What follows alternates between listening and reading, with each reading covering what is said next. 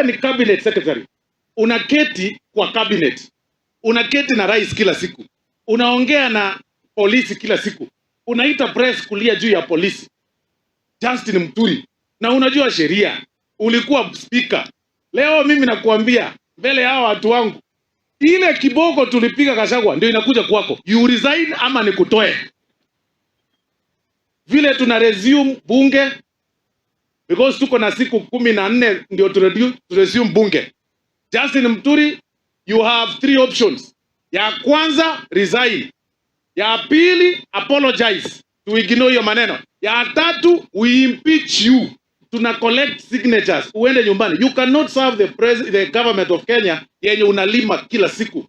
Ati yo maneno namna hii. Sani yako anashikwa akifanya ukora, unasema ni abduction. Na wewe sani yako alipatikana kwa baa na vitu zingine za kufuta sijui nini, akashikwa. Fundisha mtoto wako maadili bwana. Wacha kulaumu rais wa Jamhuri ya Kenya. Ilibija kwa sere boyo wame doa.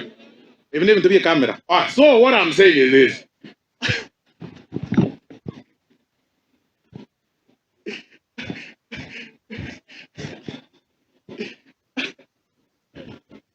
Lakini tukue fair. Lakini si hata nyinyi mnakubaliana na mimi.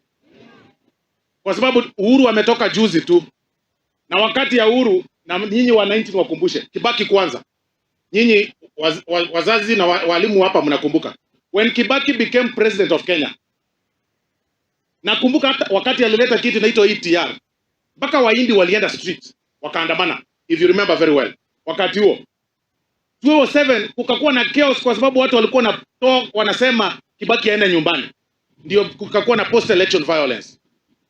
Saa hii Kibaki ametoka na amekufa, ndio mnasema alikuwa president mzuri. For a president to bring change, lazima sometimes that change ikuwe painful. When the president talks about the universal health coverage, lazima Osoro akatwe pesa mingi kuliko wewe. Kwa sababu ile wakati mwingine mimi nakula milioni 1 mshahara, mwalimu anakula pengine 1,100.